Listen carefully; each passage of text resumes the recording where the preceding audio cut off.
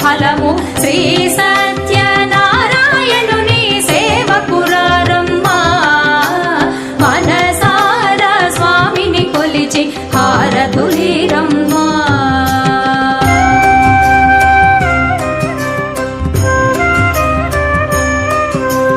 స్వామిని పూజించే